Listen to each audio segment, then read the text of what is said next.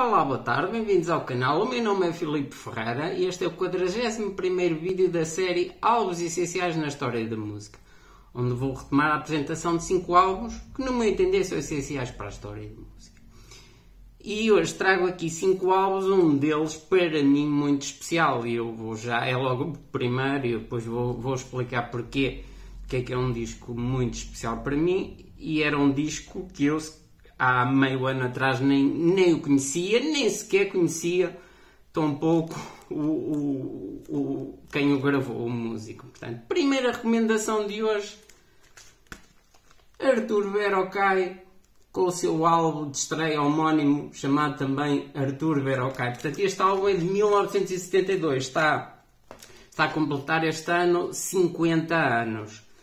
E porquê que este é um álbum tão importante para mim? Porque assim, este é um álbum, é dos álbuns mais difíceis de se arranjar em vinil, um original. Portanto, este meu é uma reedição muito boa, foi muito difícil arranjar uma reedição boa, depois de muito pesquisar lá consegui. Um original é da época, portanto, lançado em 72, é missão quase impossível.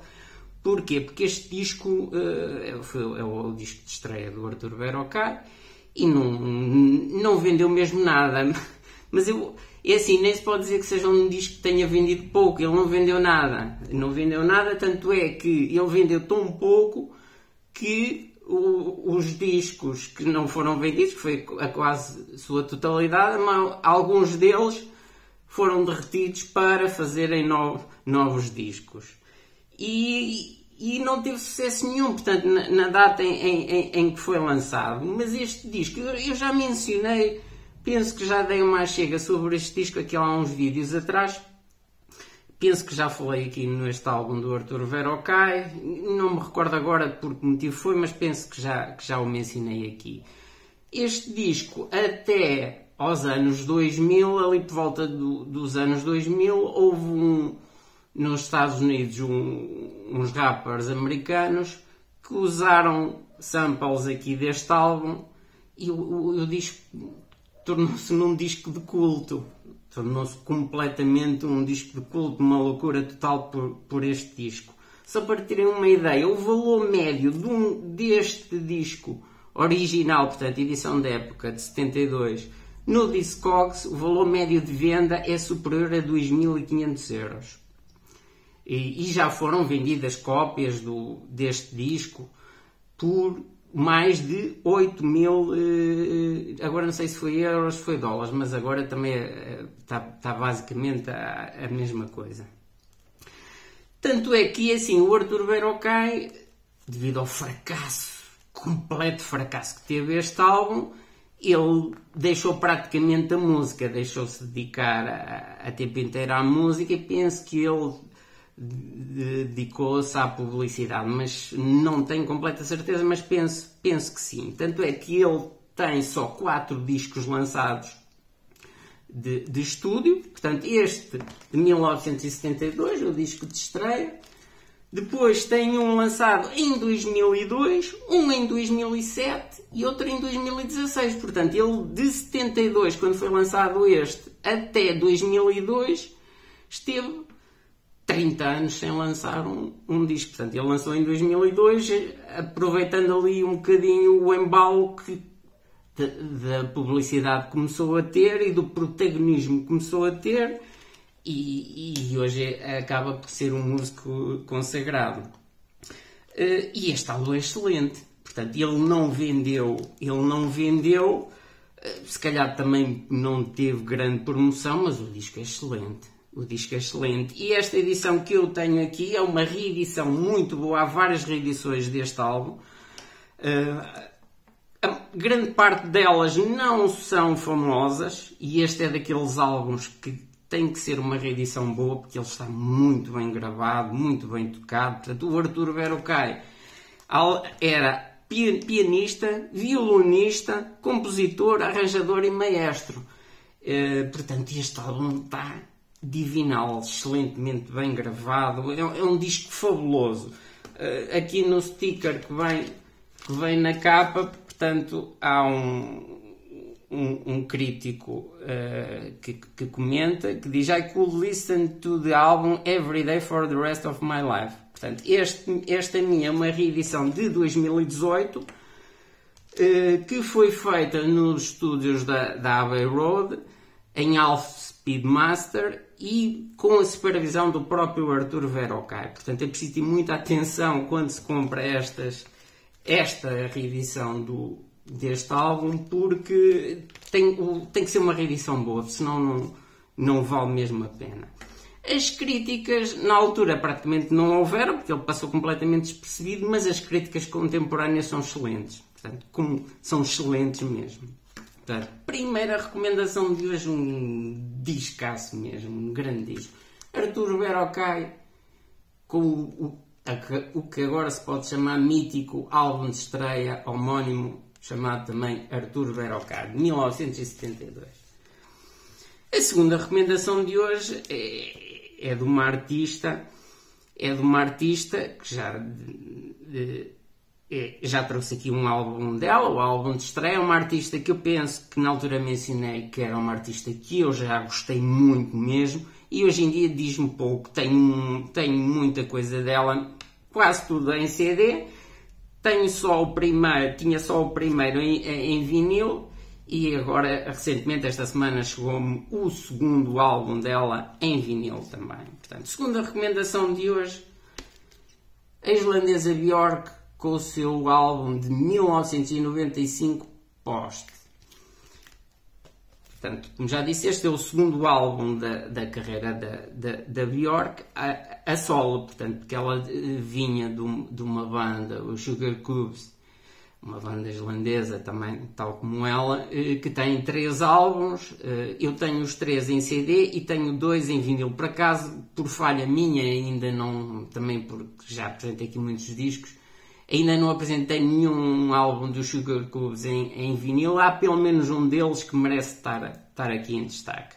Este Post de 95 teve 6 singles e teve muito sucesso, quer nas críticas, quer na tabela de vendas. E ele chegou à posição número 2 na tabela de vendas do Reino Unido e à posição número 32 na tabela de vendas dos Estados Unidos.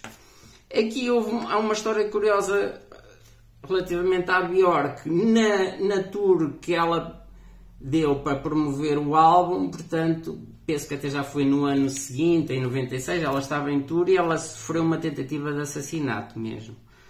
Depois a pessoa que a tentou assassinar acabou por se suicidar.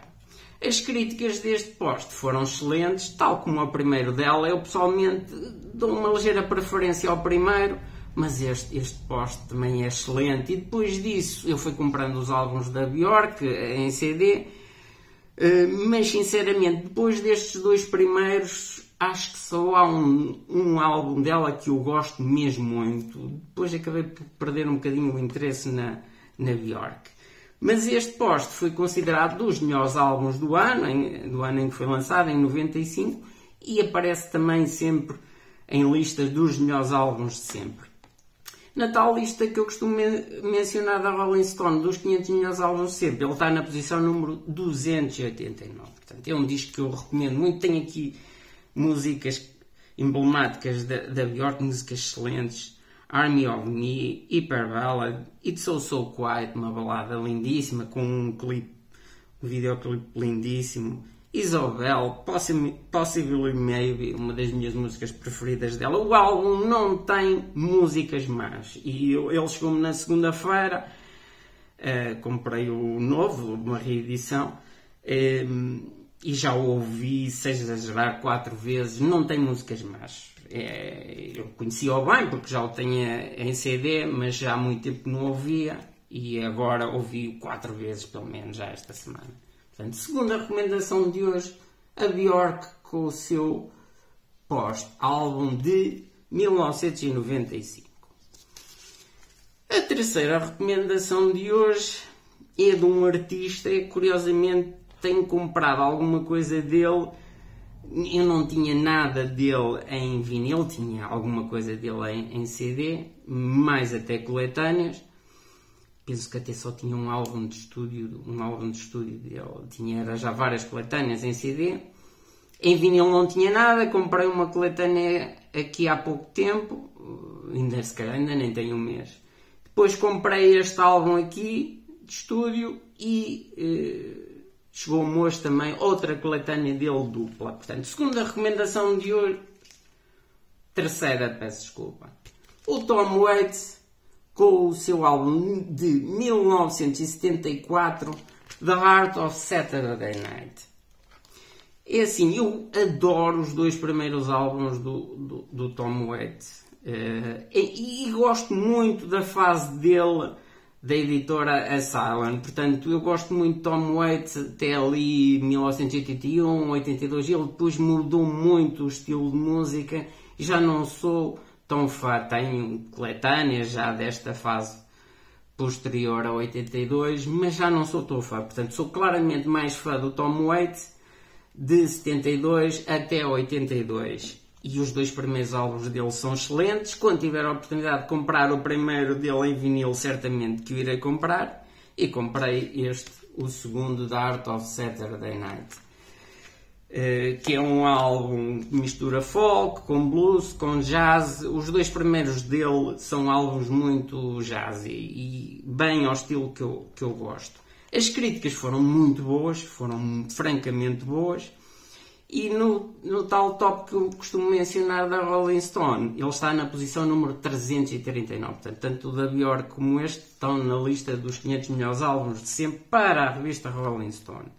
E o Tom Waits, também para penso que também foi para a Rolling Stone, está considerado o 55º melhor songwriter da história e foi induzido no Rock and Roll Hall of Fame em 2011. Portanto, terceira recomendação de hoje, um disco que eu já ouvi também muitas vezes e gosto bastante, Tom Waits com o seu álbum de 74, The Heart of Saturday Night.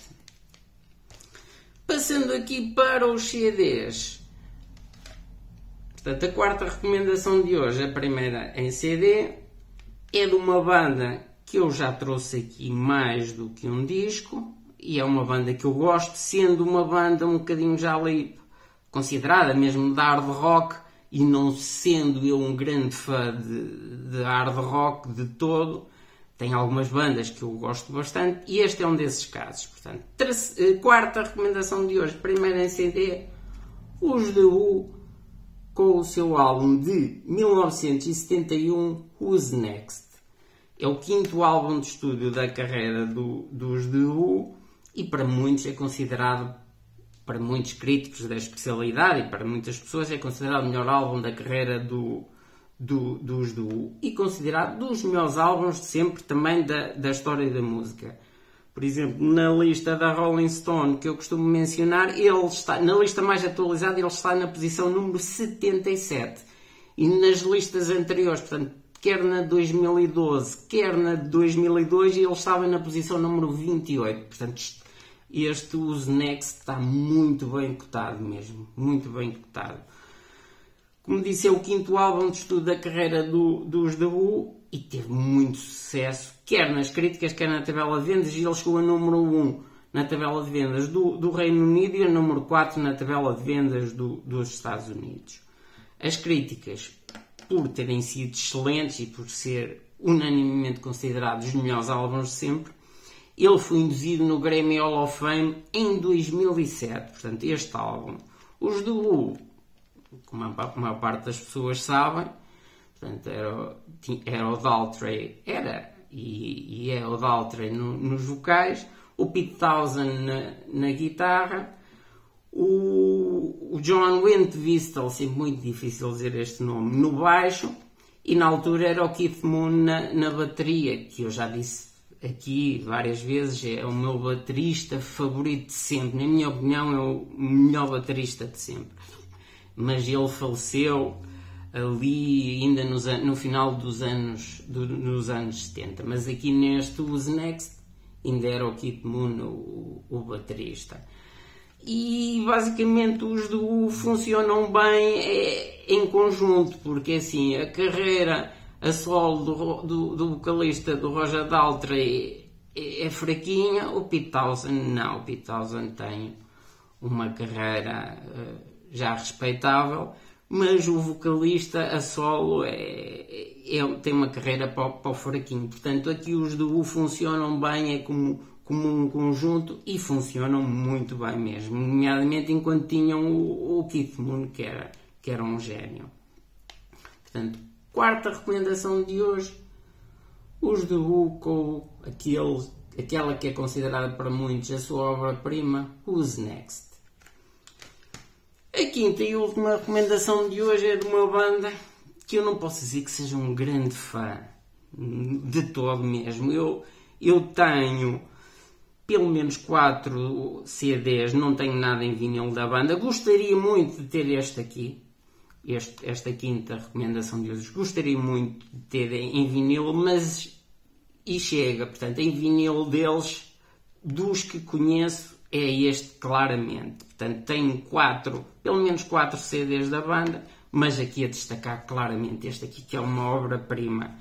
É um discaço mesmo. Portanto, quinta e última recomendação de hoje, o Spiritualize com a sua obra-prima. Aqui não há a menor dúvida. Duvido que haja alguém que discorde. Portanto, de 1997, tem um nome um bocadinho comprido. Ladies and Gentlemen, We Are Floating in Space. Portanto, isto é um disco fenomenal mesmo. Portanto, eles são considerados uma banda de um estilo chamado Space Rock, e assim, eu não consigo definir que estilo é este álbum, porque é muito diferente. É muito diferente. Eu conheço álbuns posteriores do Spiritualize e são bem diferentes deste aqui. Este é genial mesmo, genial. É o terceiro álbum de estudo da carreira do Spiritualize e teve muito sucesso, nomeadamente no Reino Unido, onde chegou à posição número 4. E este álbum teve 4 singles. As críticas foram fabulosas mesmo, fabulosas.